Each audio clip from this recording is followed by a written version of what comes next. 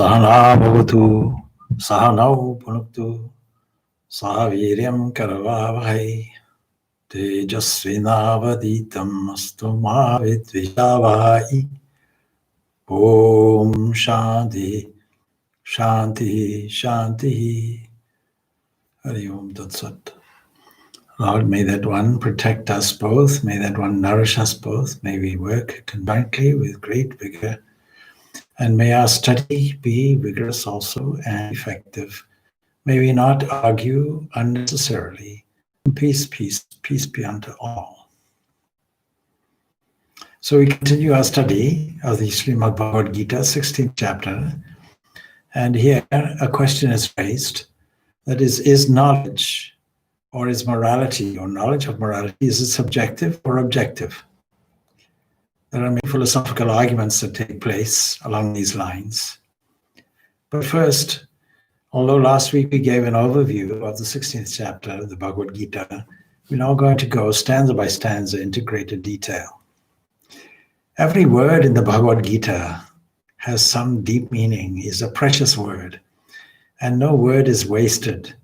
And so it is unfair to gloss over in a quick way, just because we may know the purport of the chapter. In summary, there's a division, a distinction between what is considered to be divine, that is striving towards some area of goodness, some morality which has a solid basis, not just subjectively, but objectively also. What is the difference between subjective and objective morality? Well, we can see distinctions, for example, in religions. It is morally objectionable for Muslims to eat pork, but it is no moral dilemma for a Christian to do so. It is a moral dilemma for some people to be cremated as opposed to buried. But these are all superficial, subjective moral issues. The deeper moral issues are always objective.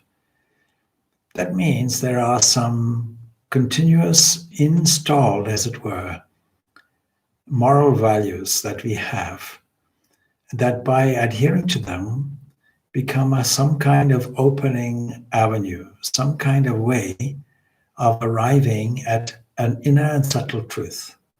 The whole of the Bhagavad Gita is directed to us to, first of all, lead a practical, material, and spiritual and psychological life. But overall, to find out that peace that passeth all understanding that can be derived from that inner being that we call here self. Self does not mean the selfish self or the childish self. Self here means the inner essence of your being, that when we discover it, we have discovered everything there is to know. So this supreme strife toward this inner knowledge is what is called the path of the devas. Deva, those which are seeking some kind of light representing knowledge. And in this chapter, we have to bear in mind a few things. In order to illustrate some 24 over 24 virtues that Sri Krishna gives us to tell us what is the right way, the characteristics of a right-thinking person, what Buddha has described as an eightfold path, right thinking, right activity, right meditation, all of these things. We find this moral basis in every religion, and every religious teacher adopts a direction.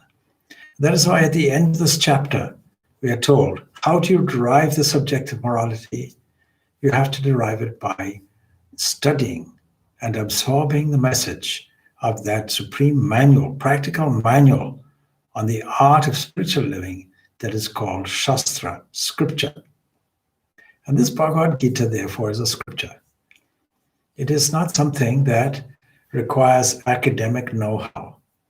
We have to understand what is its practicality. And all of the practical philosophy that we know of is centered around a simple fact.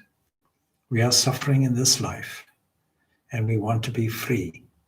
We are slaves, trying to be free, struggling to be free. And here is a formula that will help you to be free. But it requires self-culture. It requires self-effort. It requires your personal input. It requires resolve. It requires self-discipline. It requires a strengthening of the will. And so we have to understand that we are neither fully divine in our morality, nor are we free of the characteristics of the ashuras. So that when we see all these characteristics, we shouldn't take it personally. You know, when I first studied this chapter, I was in great fear that this was another endorsement that moves me toward a sense of guilt. Many religions have this. They engender fear in us. And that is why very significantly, we have to say, I'm human and I have nothing to fear. And the very, very first divine trait that Sri Krishna brings out is abhayam, fearlessness. There's nothing to fear. If you want to make your child moral and spiritual, don't induce spiritual life by fear. You'll make a child anti-religious if you do that. Very often, you know, when people come to the ashram and the parents say to the children, no, please make a proper namaskar. Please make a proper pranam. Please make a proper prostration and touch the feet. I tell them, please don't force it. Because there'll be anti-Swami, there'll be anti-religious if you force it. There's a better way of doing it. If you want to train a horse, don't whip it. It'll only operate from fear. And fear is a very violent emotion, or produces a very violent effect in us. Not fear. Fear was the old educational way. Behind me is Sister Nivedita. She understood very clearly how education is inducing, persuading, coaxing the knowledge that a child already has within them, manifesting it from within. And the same is true of our spiritual life. It is to manifest this divinity from within. These are the words of Swami Vivekananda, of course. That is, each soul has this potential divinity, and this goal, if you want to call it like that, is to manifest this divinity from within. It is not acquiring something from outside. And we don't acquire it through reward or punishment. I think there is a place for reward and punishment. Any child will know that reward and punishment as a short-term measure has some value. But if you really, really want moral behavior and a thorough opening up to spiritual life in a child, you coax them, just as we coax a horse or we coax an animal. A wonderful example is the person who decided they wanted to train a cat to catch a mouse. And so they decided they will beat the cat. Every time the mouse appears, they beat the cat and shout at it, go, catch this mouse, catch this mouse. It had the very opposite effect. Every time the cat saw the mouse, it remembered the beating and shivered. The mouse dominated the cat. So we have to be careful. And if we use this analogy to see our own determination, discrimination, self-will, our ability to catch something, to control something, to master something, is undermined by the object that we are trying to control when we force it. So fearlessness is a great, great characteristic that comes out. And it is the most primary characteristic, pretty much from which everything else comes. I told you this last week also, but I'm reiterating it today because I want to go into a greater detail. And so the text itself, Abhayam, it starts off like that. Sri Krishna, or Sri Bhagavan, I should say, Uvacha. Abhayam, Sattva Samutsuti, Jnana Yoga, Vyavastite. Dhanam Damascha, Yajnascha, Swadhyayastapa Arjavam. Fearlessness is the first quality that is mentioned. It is primary. Because you see, our very biological impulse that we are trying to overcome, the mouse in us, the wild entity in us, is saturated with fear. Why do birds fly in the air? There's a wonderful dialogue I had with somebody many years ago. They said, "Oh, I wish I had the freedom of the birds. See how beautifully they fly. They seem very happy." I said, "Please don't be deceived by this. Don't be disillusioned when I tell you that these birds are restless. Their whole activity of flight, their whole activity of searching and looking, their whole activity based on the eyes that are not focused in the center but to the sides, is the biological impulse for self-defense and self-preservation. They're looking for food. If you happen to make a movement, they will fly off. They are living in a world of fear on the one side and trying to struggle and survive through getting food on the other side. So this survival instinct, of course, is biologically in us. This is our biological nature, our genetic nature, which we have to overcome and we have to transcend. And so we move away from the biological impulse that allows us to survive, called fear. We stop looking around with a sense of insecurity. We trust now. So the antidote to fear is faith, complete trust. And this comes primarily from the philosophy, twofold philosophy. One is, if you're a devotee of God, to see this God as your protector and have absolute faith in that. To have faith that the Lord, in, through, and as the universe, is in your favor, providing you freely with everything you require, unasked. And a faith in yourself that you are made in the image and likeness of the Supreme. With these two things, all fear vanishes.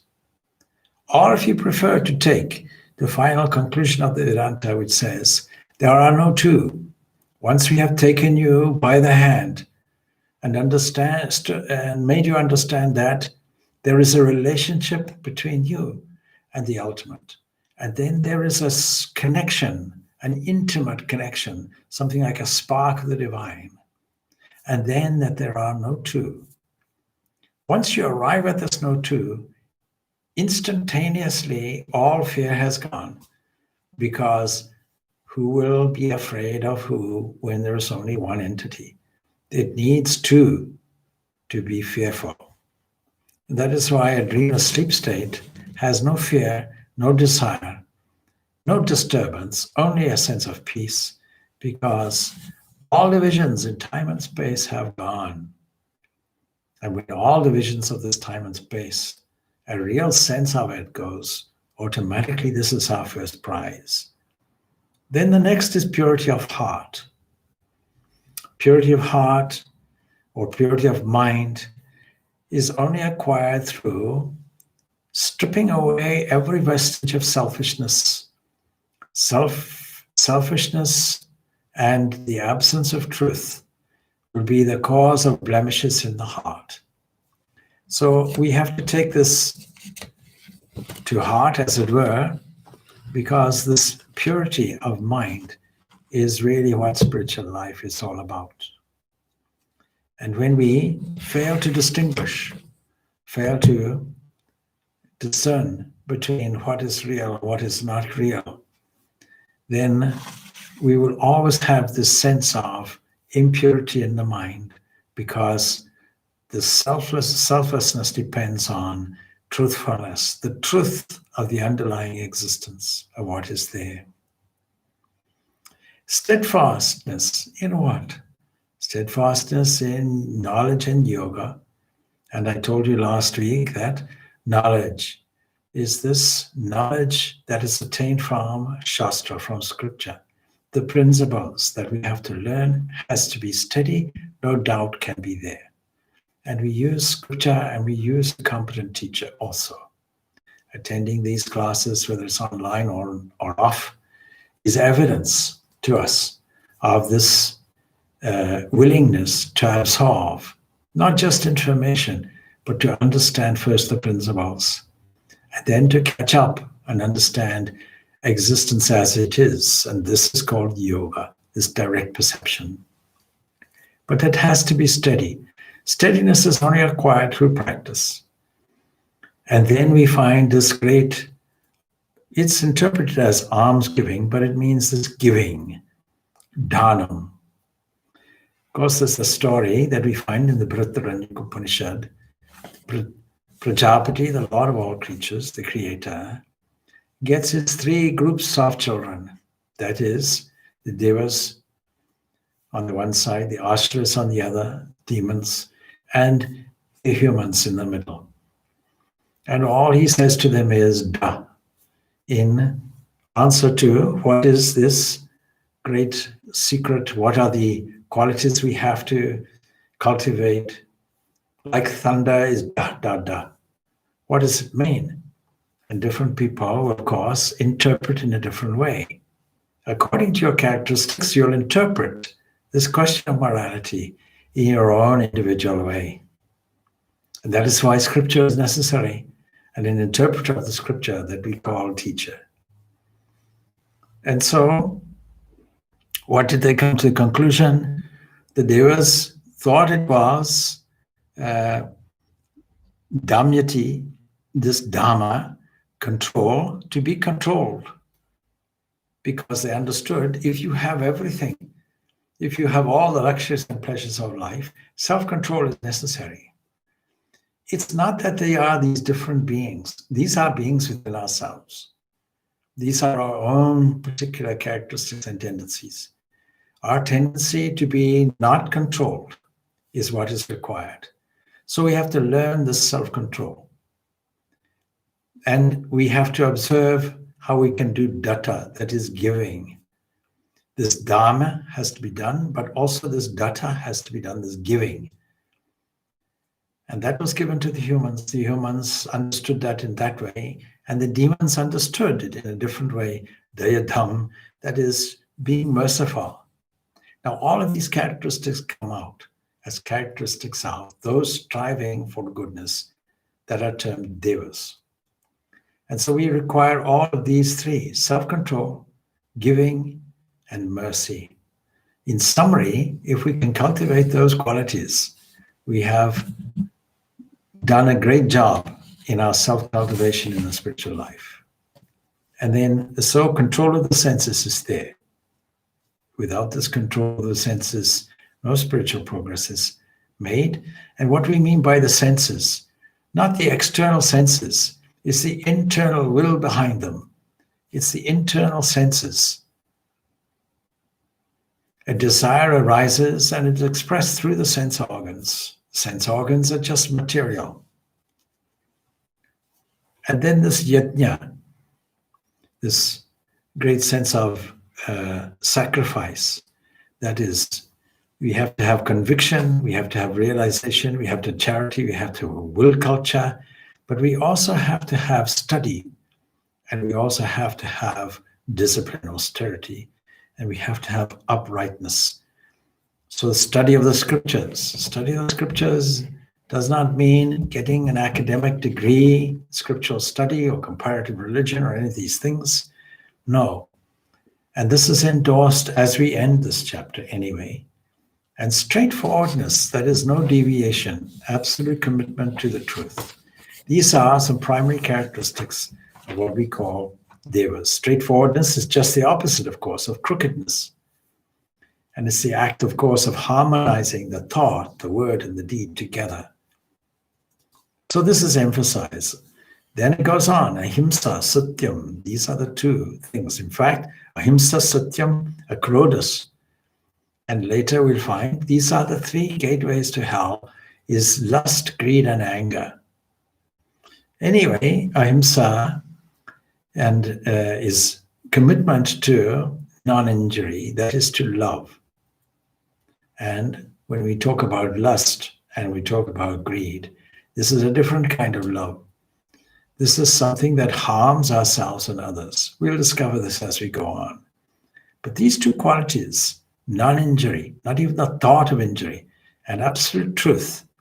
These are the primary practical means of cultivating spiritual life, cultivating this urge toward, this striving toward truth of the divinity within us. So it goes. Ahimsa satyam akrodhas tyagaha. Renunciation. We cannot get anywhere without renunciation. Shanti, apeshanam. Daya, there it is, giving. Bhutesh, alopuptam, madhavam, hrir, achapadam. Daya is this giving in terms of compassion. We have to be supremely compassionate. When we find that we criticize others, there's no room for compassion. Jesus famously said, rather than seeing, the small splinter in another person's eyes, don't forget there's a huge tree trunk. I'm exaggerating the example. A big log in your own. So non-injury truth, absence of anger, renunciation, sense of serenity, absence of calumny, compassion to beings, uncovetousness,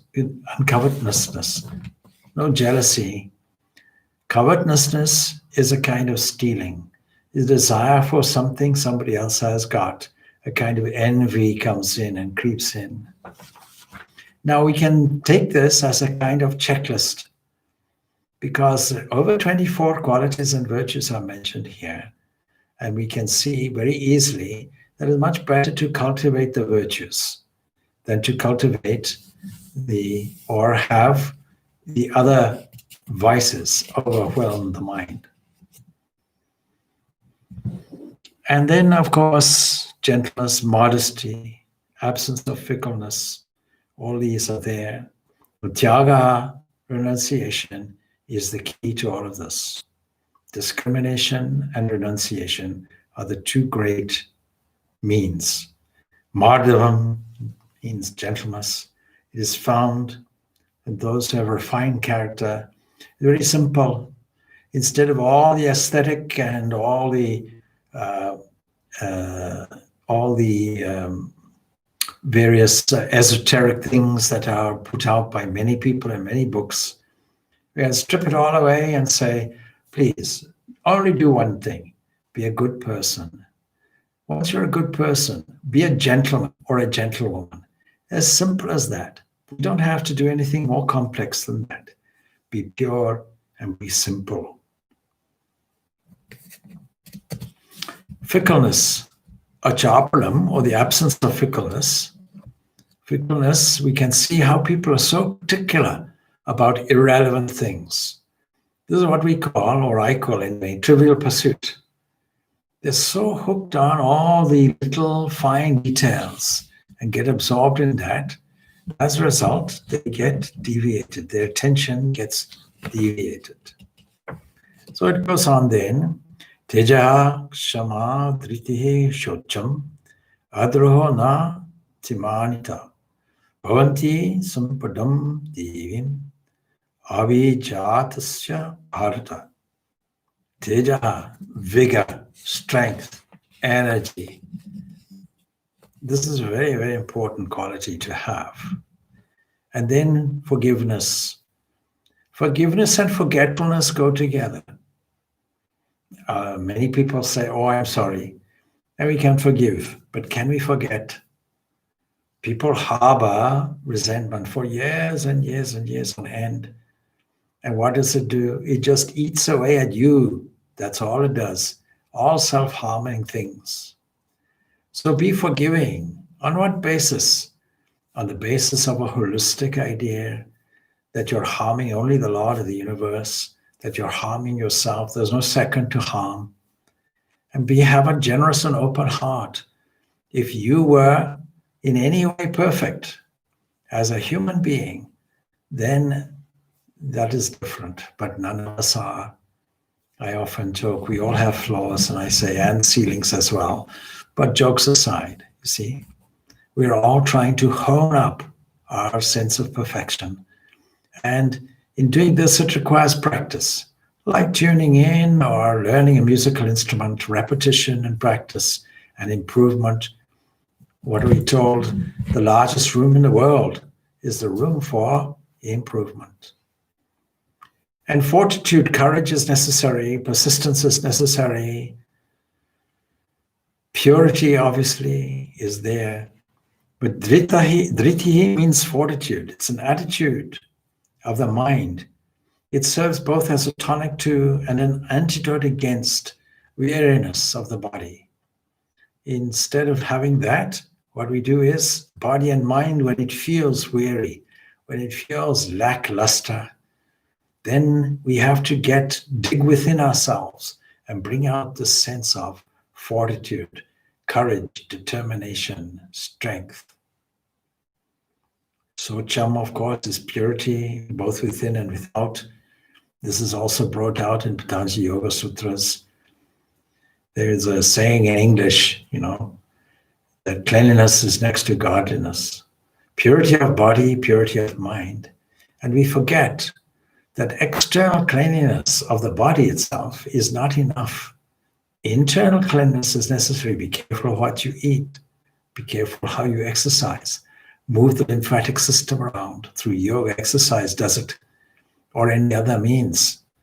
Make sure that the body is healthy, that it eliminates well, that it assimilates well, and that the thoughts don't create stress in the cells of the body.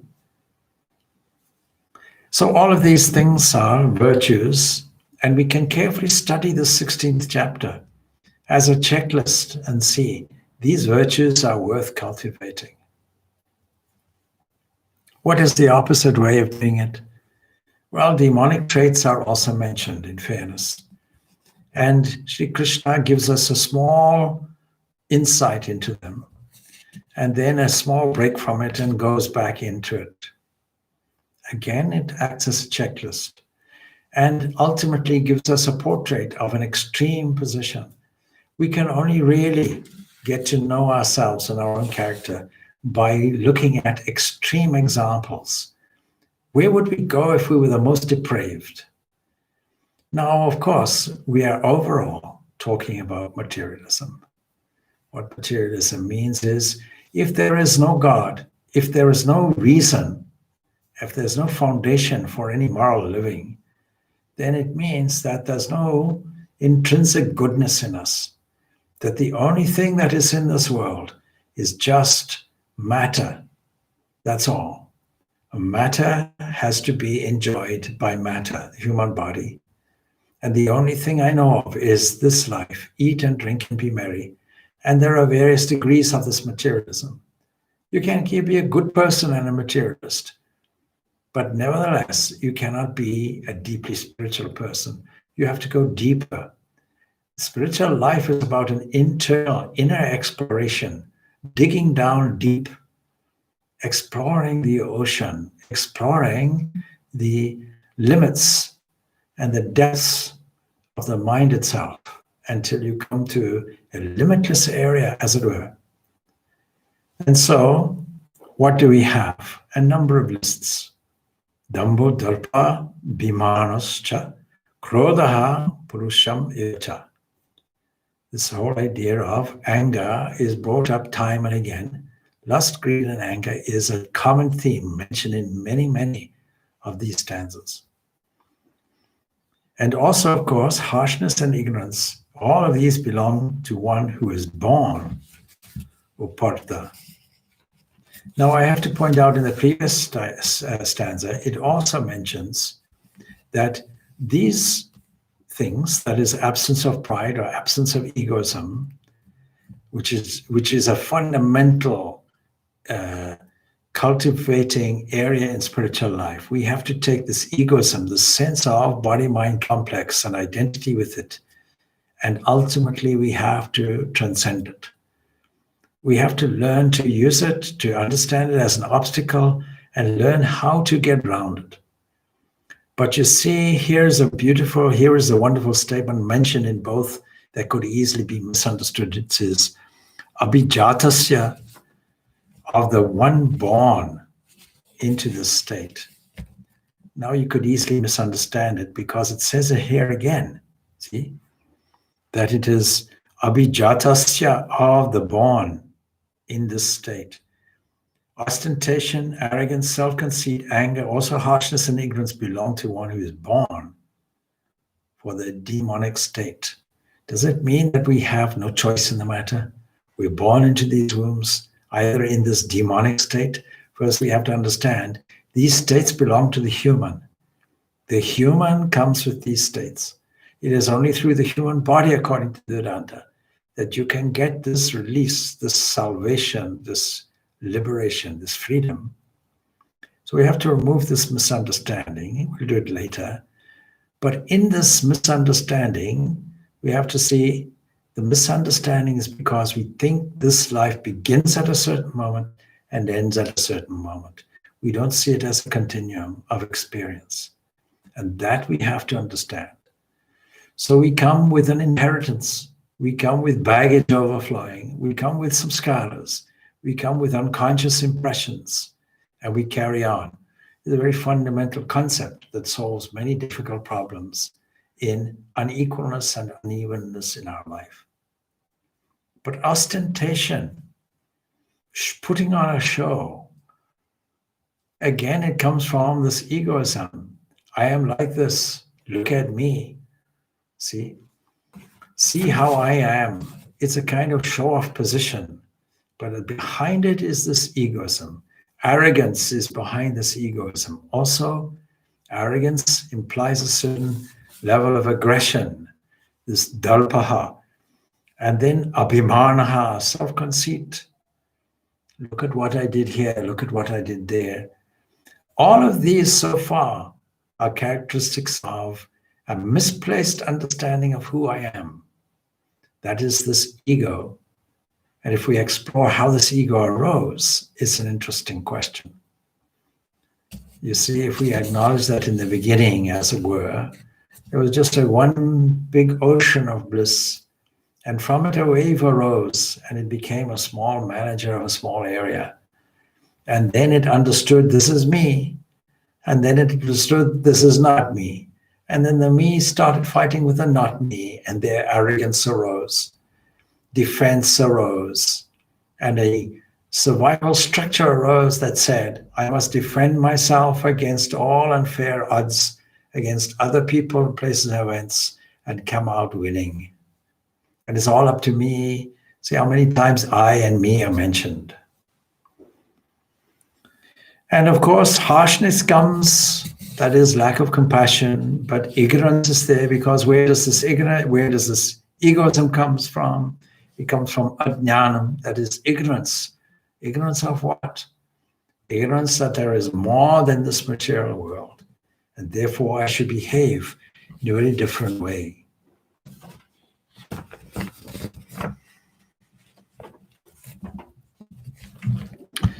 There is no fatalism in this. And so I'm careful to point out that we carry these characteristics over with us. There is a certain Christian theology called Calvinism. It says a kind of predestination, that you are born and you have no choice in it. You're either born for a favorable afterlife or a non-favorable afterlife. And no matter what you do, you're still destined for that. It is not at all like that in Vedanta. No fatalism here, it's entirely up to you. And you'll see this before arriving at this point. In the 6th chapter of the Bhagavad Gita, we have it very clearly put that it is entirely up to you, your own best friend, your own worst enemy, and it's entirely in your hands. So this independence, rather than this fatalism, is espoused in this over and over again.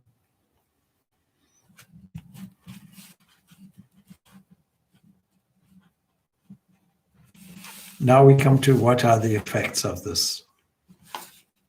But before we do that, this book that we are studying from is a book from Swami Bhagavad, and I use it because, as I mentioned before, he brings in and inserts wherever possible Sri Ramakrishna's insertion on this. Sri Ramakrishna, 19th century mystic that we take in many different ways. And so he says this, we take him because any mystic in this way has direct experience. And when we talk about scripture, we're talking about somebody's direct experience. What does he say? He puts it in this way. Rice cakes have their exterior coating made of rice flour, but their inner contents are of different edibles. Similarly, in external appearance, all are human beings. Now, we have to understand that this rice cake is there and there's a coating that is made from rice flour, but inside we have all kinds of different ingredients. So outside is human being, but inside is something different. But in their mental makeup, they vary, and they vary from the divine to the devilish. It is not that there are different beings born in different wombs for different purposes, all predestined. No, these characteristics are ours, either divine or demonic or devilish. So we have the faculty of discriminating. The Katha Upanishad also tells us about two paths.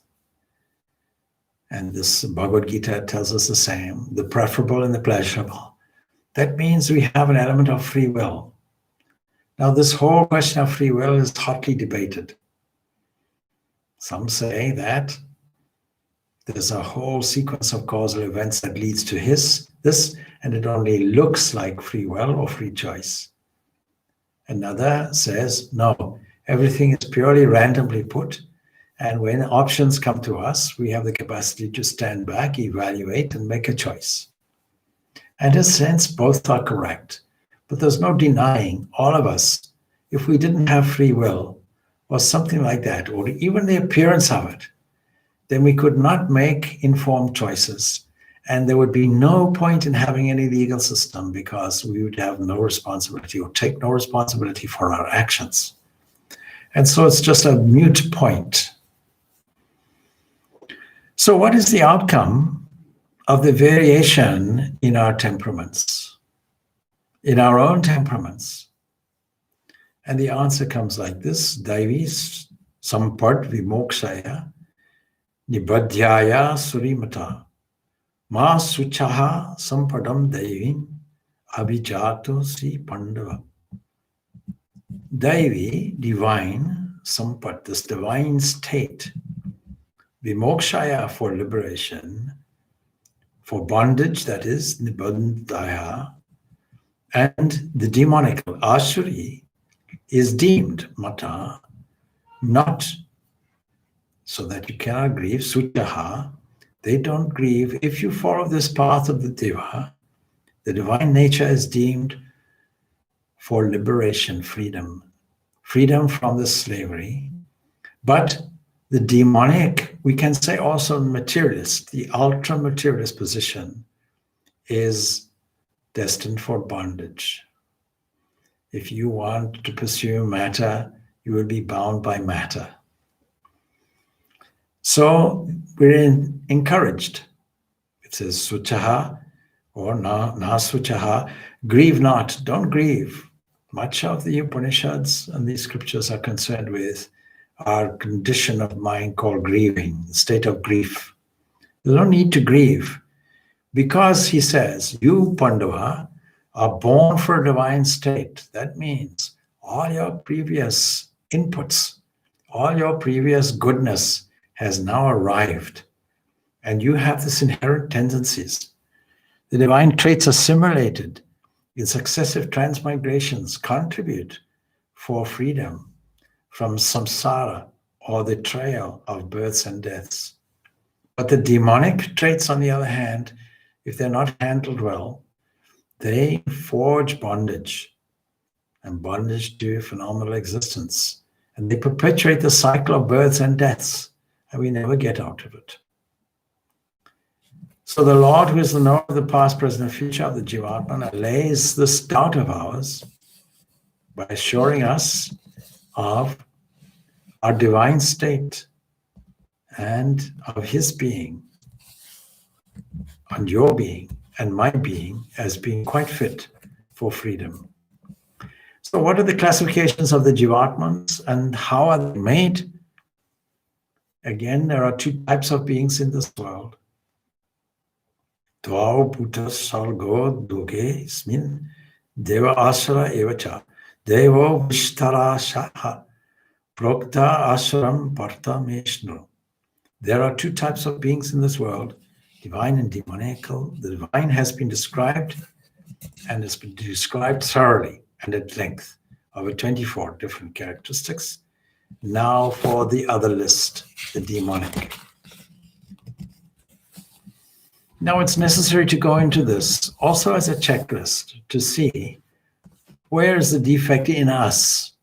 And we don't have to have all these characteristics, but some of them will be within us. And it's necessary to counter this with the opposite, that is, the divine qualities. Without this kind of knowledge and this demarcation, the separation of these two things, these virtues and these vices, we have no way of behaving in our moral way. We have no way of teaching or demonstrating to others. And we have no indication without understanding these characteristics of whether we are acting in a moral way or an immoral way. And so the next 7 or so stanzas, probably more than that, 7 to 18, are put, and we have to carefully see what these characteristics are. Now it begins like this: Pravritim cha nivritim cha janana vidu asharaha na shocham na picha charu na satyam teshu vidyate. Pravritim, action, and nivritim, inaction. Know the demonic, know not what to do and what to refrain from.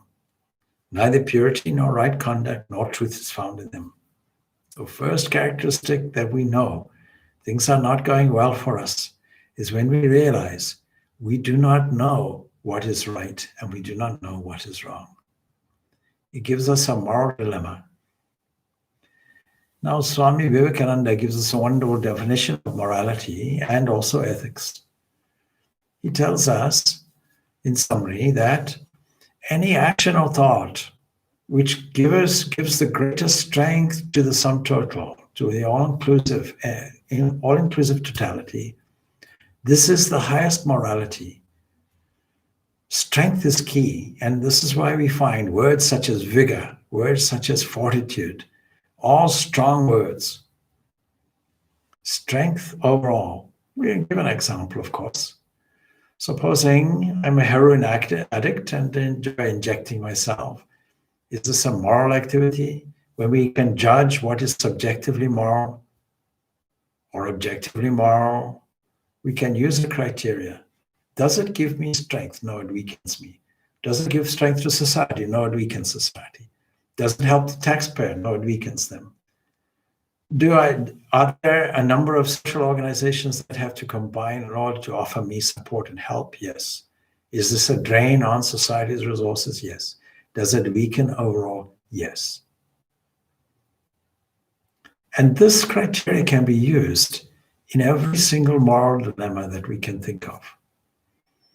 Right now in Ireland, there was a controversy over whether abortions should be done or not, difficult issues.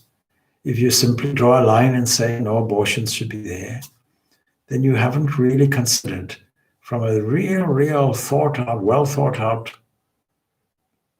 position, does this action give the greatest strength to overall? And if it does, it gives the greatest strength. If it doesn't weaken, then this is the highest moral position. Similarly, he gives a definition for ethics. The least egoistic, the least self-centered and selfish position is the highest ethical position. In this way, we overcome this obstacle of ego, and we overcome this obstacle of ignorance by asserting our strength. For ignorance is nothing more than weakness. So if you're confused, if you don't know what to do and what to refrain from, if you don't know what is a good moral judgment, and if you have no even concern with it. I'll give another example. Supposing we decide that the whole of society is responsible. So we take away all security from the bank. People have invested their money in a bank, and never mind about the administration of the banks and bankers and all of that. We take away the physical security in the bank. Everyone's free to go into the bank, put their money in, and go off. How long? How long do you think your funds in the bank will be secure? You won't. So there's this element in human nature that says, unless there are these constraints, I won't apply my moral conscience. But somebody who has a good moral conscience doesn't have this dilemma at all. They know what is right and they know what is wrong. And the opposite of that is a material position, which says it is only matter and it is only my self-interest that is paramount. This kind of moral position is called utilitarianism or consequentialism. I'll do something if it makes me and others happy. Happiness, not strength, is the criteria in this case. And consequentialism is, I'll do a thing if there are no adverse consequences on me. In other words, it's a self-centered position, not a generosity of spirit at all. So those who have this demonic nature, those you and I who have it, they don't know what to do and they don't know what to refrain from. They have no moral compass whatsoever. And neither do they have purity. There's no necessity for it. It's only materialism. Nor right conduct, nor truth is found in them, because it's all centered around themselves. This is the one characteristic. If I was able to get rid of selfishness, then I would change my nature. And so, if the demonic be asked as to why they behave in a malignant way, the justification that they make will display their disposition. And so we come to the next stanza. Satyam apratishtam te jagat ahu anishwaram apara spa rasambhutam kim anyat kamahaitukam. Without truth, satyam. Satyam, don't forget, ahimsa and satyam are the key qualities from which everything else is coming. But without this truth, without this world, they say the universe is just unreal. Without this world, there's nothing. Without a moral basis and without a God. Unreal means not in a discerning way, not to say that they're on the opposite side. So they say this world is unreal and there's nothing else. When this body dies, he goes into a blank of oblivion and there's nothing more. Therefore, why not logically eat and drink? Why not do the greatest harm to somebody else if it serves my purpose? There should be no need for any morality because I haven't made any distinction. And so without any moral basis, they say that the universe is just this, that is just material. And it has no God, no basis for morality. And the born of a mutual union are brought about by what? It is brought about by lust. What else? Because what sense will I make from the world is only to satisfy my own pleasure. And so this statement here, kama, this desire, kama haitukum, with lust for its cause. What is the purpose of this world? It is to satisfy my sense of pleasure. See, lust is a fundamental biological inborn thing in me that enables survival. And therefore, it gives me the greatest difficulty because it makes me no different from any other animal. You get people who come around and say, we are just human animals, we're just animals. And we would dispute that hotly and say, no, no, no. You may think you're an animal, but as for me, no, I am the divine. This is the difference. So Sri Ramakrishna has this to say. He says, a worldling somebody involved in materialism, can easily be known from the way in which he dislikes matters religious. Today, you're in trouble. You're in social awkwardness if you talk about religion and God. Nobody wants to hear it. They say two things should be avoided: religion and politics. Because religion, you'll get into an argument. And today, there's a trend in first world countries in particular that denies their existence, any existence of anything other than this world. These extreme materialists are there. And where does that leave our moral compass? There's no justification for morality, really, if you take this material position. It's inexplicable. Of course, people try to explain, but there's no satisfactory answer to it. Then Sri Ramakrishna goes on. He objects to the chanting of the name of the Lord and to listening to the singing of his glory. Doesn't want to hear it. He prevents the others from taking to the path of religion, probably mocking it a little bit. What? You're doing all this waste of time. There's YouTube. There are, what do you call it? These things that young people play, these virtual games and so on. All of these are there. And occupying the mind with all kinds of different deviating things. Today, in an age of technology, we have children so absorbed and occupied in games, computer games on their mobile phones. And if they're not on the mobile phones, then they do it on some kind of other device. Playing games which seem to be so designed in a realistic way that often promoting values of violence. And parents should be careful to make sure that children are absorbing the higher values, are occupying the mind with these wonderful values and making room for a certain inner creativity in every sense. When people are used to text, the art of writing gets lost.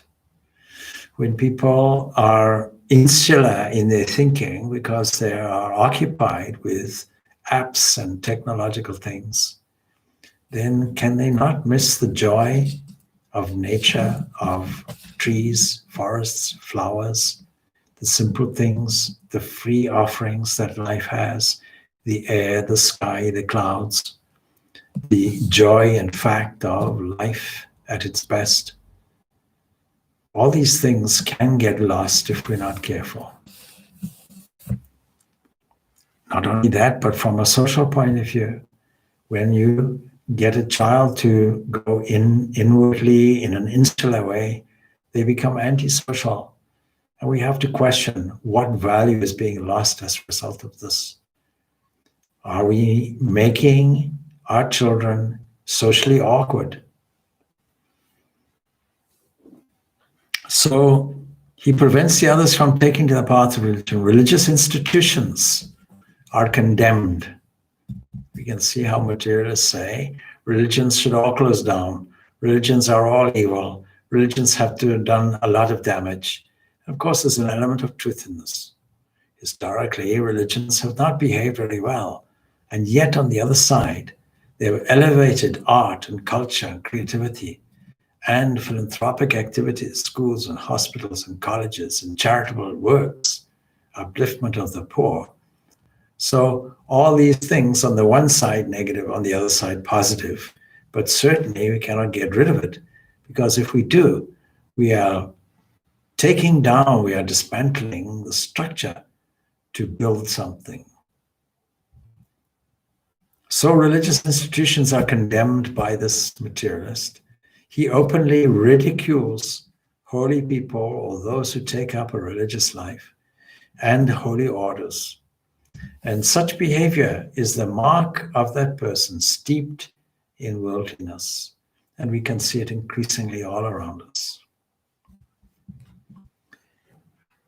Now, having said that, there are certain events, and I have to mention this, the COVID virus being one, that somehow evoke some questions of a deeper nature. And so I'm told that statistically, many people are going back to their religious roots.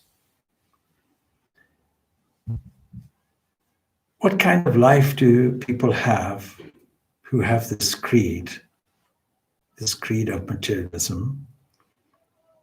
Itam drishtim avastabhya nashtatmano labhabhutaya prabhavantya ugra karmanaha kshashyaya jagato hitaha. Holding this view, what are these? Nastata manaha, these ruined souls, completely ruined souls of small intellect because they never inquired about the deeper things. They were quite happy to coast along the surface. Of fierce deeds, because they need to defend themselves. They either need to attack their opponents and defend themselves, and those who win will be fierce in doing it. Rise as the enemies of the world for its destruction. We may add to its extreme, and we have so many evidences of this. Can you imagine the terrible things that happen today, actually, and that are happening worldwide?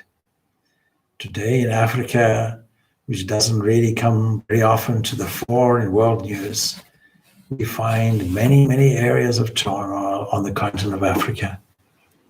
We find, for example, in one country, I won't name, that inflation, just from an economic point of view, because of the destruction, because of greed, essentially, because of corruption, inflation at over 700%.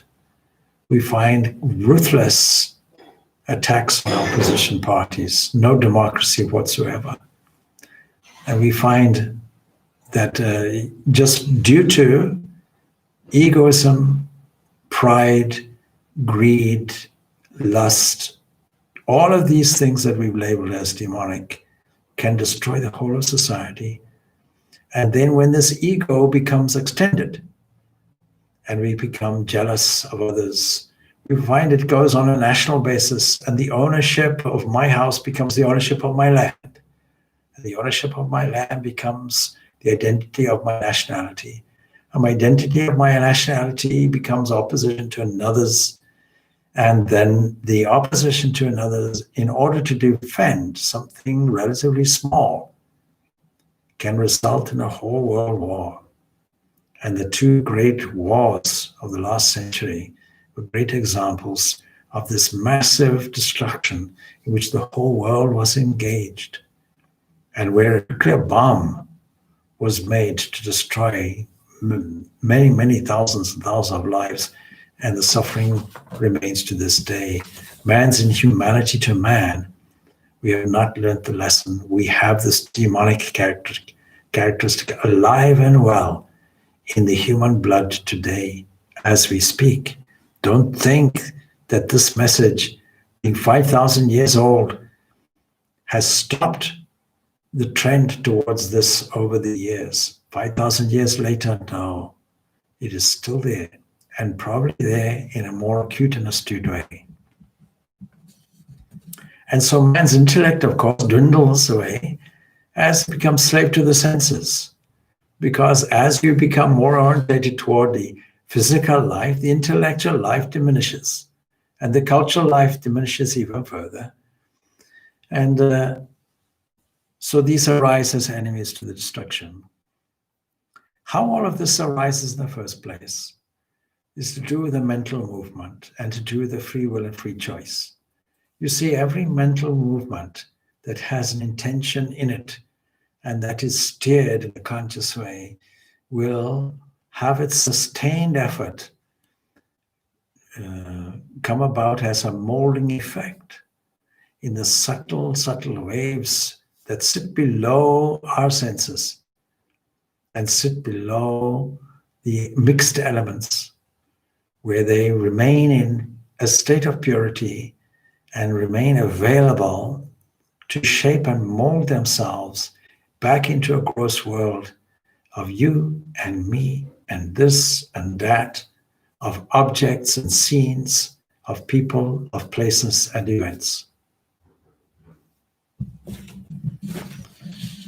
Now the evil ways then of the diabolical are further illustrated. More kaman, ashrita, dushpuram, dambaba ma namadan danvitaha mohadgrutva sadgrahan pravartante suchivrataha.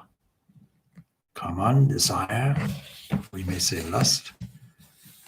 So filled with these insatiable desires, not just one, but insatiable. And the more we have and the more that's available, the more our desires increase. When I was back in Zimbabwe, you go to the shop.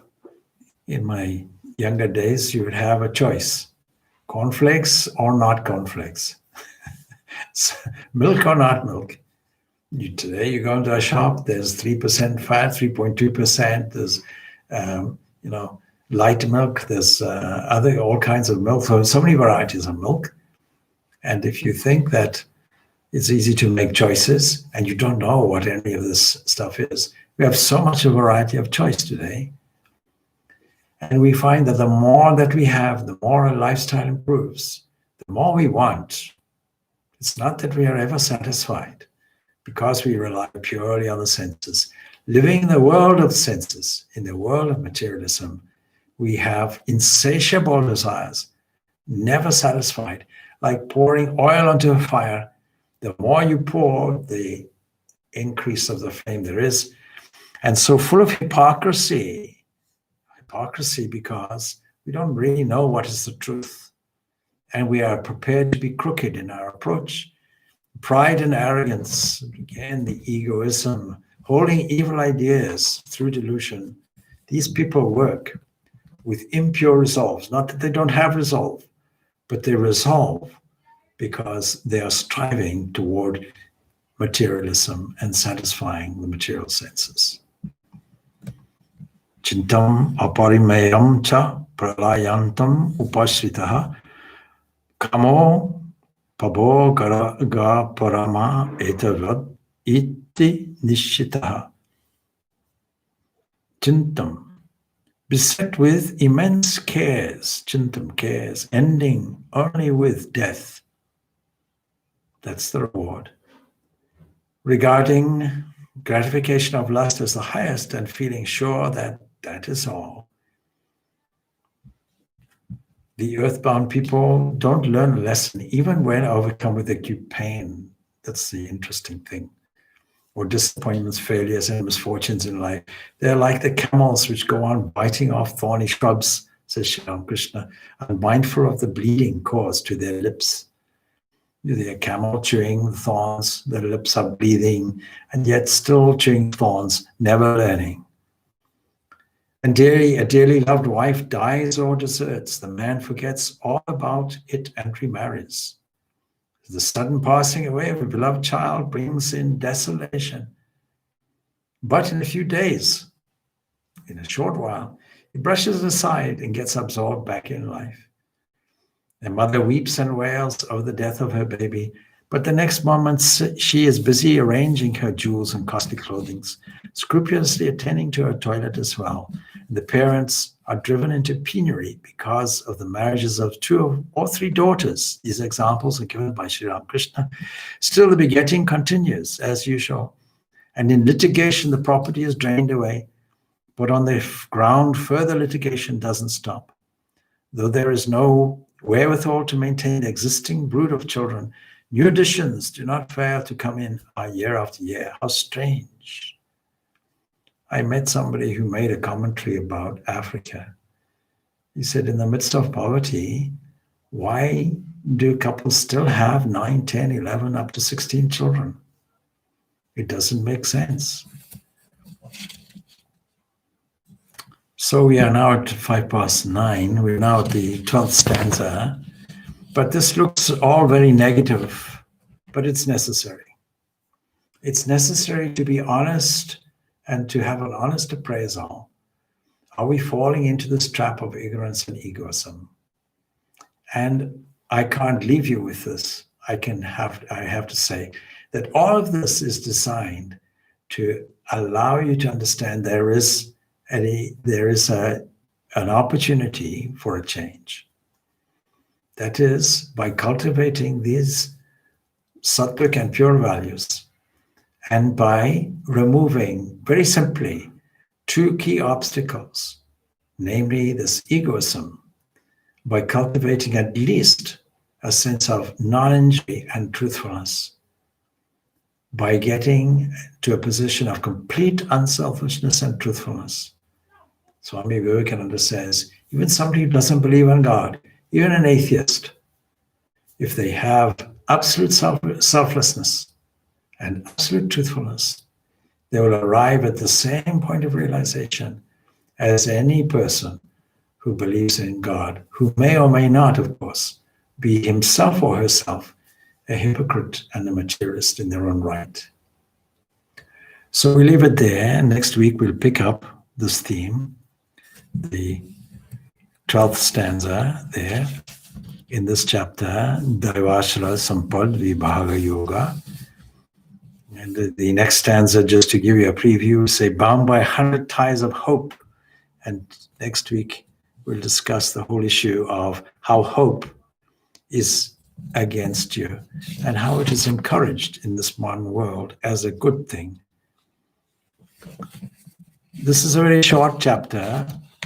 Essentially, there are really only 20 and odd verses, some 24 or so verses, and yet it is necessary to go through them in great detail and see what is the element of hope in a positive way from all of this. And it comes from the fact that we have great examples of those of the highest possible divine character and the possibility in you and me to have and emulate the same thing. And the very person we've been quoting, namely Sri Ramakrishna, is one of the great highest examples of this life of crystal purity that we can admire and emulate. Until next week, peace be on you. That is Om Shanti Shanti Shanti. Peace, peace, peace be unto all. Thank you. One small thing before we leave. Of course, we're appealing for funds. If you want to subscribe to this channel, I encourage you to do so because many talks are here on this channel. We are currently expanding our premises and are in need of funds. And so you can visit our website if you're interested in helping us. Thank you.